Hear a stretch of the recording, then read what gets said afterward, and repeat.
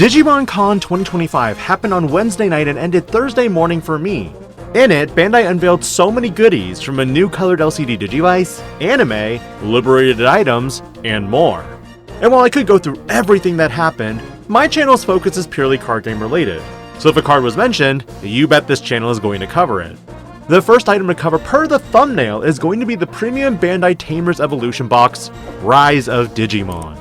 This $200 set not only includes a playmat, a set of sleeves for your main deck, a 5-egg sleeve set, but a nice storage box along with some Digimon dice. But the best part? 12 reprints that are of Digimon that have made an impact in the Digimon card game. While initial news released only 6 of these cards, Digimon Con spoiled the last 6 cards, and oh my goodness, does it make this set an immediate buy. Initial reveals were Blitz Omnimon, Venusmon, Bloom Lordmon, Shoutmon Cross 7, Magnamon X, and Leviamon.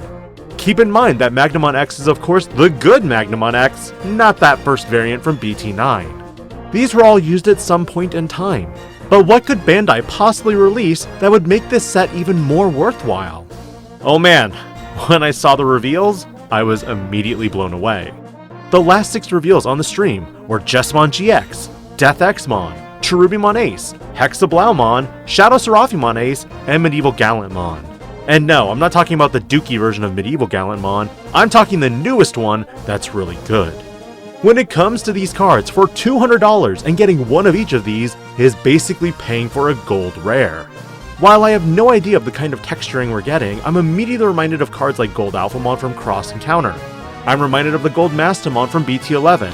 And honestly, these cards are all in the $100 range in my mind. So when you look at Hexablaumon as an example for now, is this the max rarity version of the card? Likewise, Death Xmon giving me Ogudomon vibes. I definitely see a lot of these cards being worth at least $100, maybe even $150 for the meta staples, but the rest could still be in the $20 to $50 range. That aside, if you were wanting to pick these up, the pre-order for them went live Thursday morning at 1 AM Central Time. The set was sold out quickly at 8 AM the next day, and a second wave was made available last night. Keep in mind for the thumbnail, I had literally edited that together in the morning before work, and rather than cut it, I decided to leave it because who knows, maybe at this time, it's already sold out again.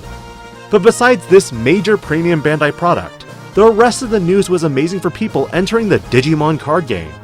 To reiterate, BT21 World Convergence is set to be a global release that unifies all regions.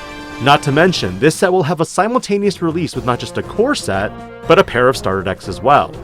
So in just under 1 month, expect to see Adventure become its own core identity deck. In this set are included autographed cards, and although we have no idea how they'll be released yet, I am currently on the fence in regards to them being chase cards, because if that's so, I really don't want to hit a Gunimon, Titamon, or Lanamon. No offense to the artists, but the values of these particular cards themselves, if they were to be chases, would be absolutely painful. Up next is the reveal of the Serial Omnimon. Interestingly, in Japan, for the metalgarurumon and wargreymon, they only had 200 copies of each one, while in other regions, we saw a cumulative total of 300. Interestingly, this Serial Omnimon can be obtainable the same way in Japan, but only at 150 copies. I'm very curious what the English release is going to get. 300? 200?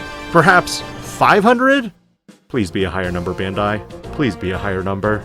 But moving along, the remainder of today's video is to touch on a few future releases, because of course I'm going to do my anticipation of what to expect with these up and coming sets. After the global unification with BT21, it's going to be EX9 versus Monsters. There have been some cards released so far in regards to the set, and honestly I'm both intrigued and confused at the same time. The one on screen right now is EX9 Metal Greymon, a new black-red Metal Greymon that digivolves from a level 4 Digimon with Greymon in its name, as well as a Digimon with the DM trait for a cost of 3. However, you can also play this card by trashing one Cyborg or version 1 trait card from your hand to reduce the play cost by 2. Machinedramon anyone? On play, and when digivolving by placing one Digimon card from your trash face down as this Digimon's bottom Digivolution card, you can delete up to 5,000 DP total worth of your opponent's Digimon. For each face down source, you add 2,000 DP to the maximum DP deletion. Kind of neat considering you compare it with the newly revealed EX9 Greymon, because this Digimon also has a new keyword called Training. Training is an effect that can be triggered during the main phase, and also interestingly, in the raise. You suspend this Digimon to place your deck's top card face down as the bottom source, and assuming you're able to do this multiple times, that metalgarurumon might be able to contest even level 6 Digimon. However, as a Greymon fanatic, I'm so far padding expectations until more of the lines are revealed. In addition to a side set, we got news of the next core set with BT22 Cyber Eden. This set will include 107 card types, slightly larger than your standard core set of 104 cards.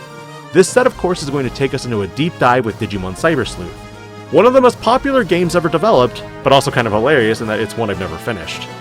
Early promotional images show fan favorites Nokia Shiramine and Arata Sonata reappearing in this set.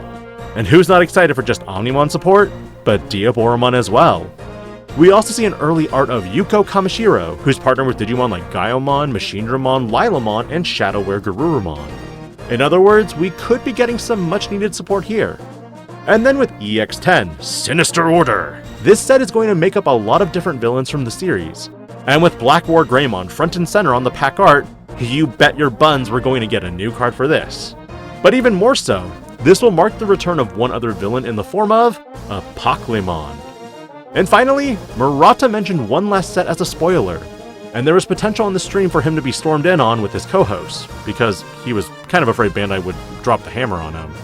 He mentioned BT23 and indicated that Hacker's Slumber would be the follow-up to BT22 being the Cyber Sleuth's Hacker Memory segment. There's honestly so much information in the stream that I cherry-picked the main ones I wanted to talk with you about. But if there's something you want to check on, the link is in the description below. What are you excited for in the up and coming year for Digimon? Because honestly, after 4 years of lackluster Digimon Con, I am finally satiated. This is DIGI-PANDA, logging out.